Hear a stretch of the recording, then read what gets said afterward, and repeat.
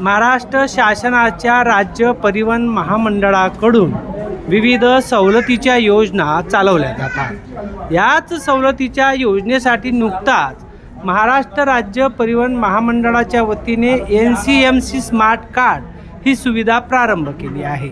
राज्य परिवहन महामंडळाअंतर्गत आता एसटीच्या प्रवासाची सुविधा घेण्यासाठी हे NCMC स्मार्ट कार्ड आवश्यक झालं आहे। अचलपूर तालुक्यातील परतवाडा बस स्थानकावर NCMC स्मार्ट कार्ड बनवण्यासाठी या महिला आणि वृद्ध नागरिकांनी एकच गर्दी केली आहे। या नागरिकांचं नेमकं काय म्हणणं आहे तेही आपण जाणून घेऊ।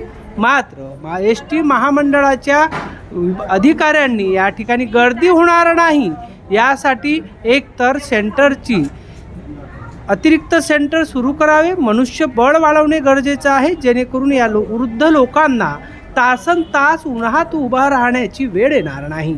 बरेच जे ज्येष्ठ नागरिक आहेत ते बाहेरगावून सुद्धा आलेले आहेत आणि बाहेरगावून प्रवास करत आल्यानंतर या ठिकाणी बराच वेळ रांगेत उभं राहावं लागतं आणि परत गावाची गाडी पकडावी लागते। त्यामुळे हे कार्ड करण्यासाठी आणखीन कशा सुविधा देता जातील यावर योग्य नियोजन करणे गरजेचे आहे।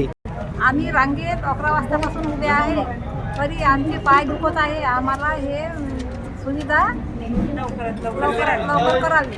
आम्ही 11 वाजतापासून इथं रांगेत उभे आहो, आमचे पाय दुखत आहे।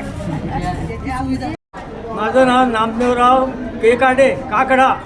मी काकड्यावरून आलो, उभं राहिलो 1 तास 1.5 तासपर्यंत, परंतु अंगठे आले नाहीत म्हणून मला वापस पाठवलं। माझे अंगठे येत नाहीत। मी आपले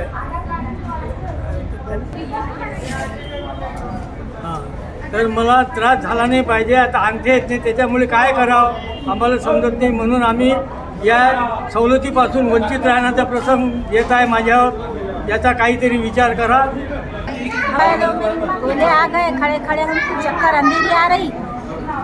नमस्कार, मी आगार व्यवस्थापक परतवाडा जीवन वानखडे।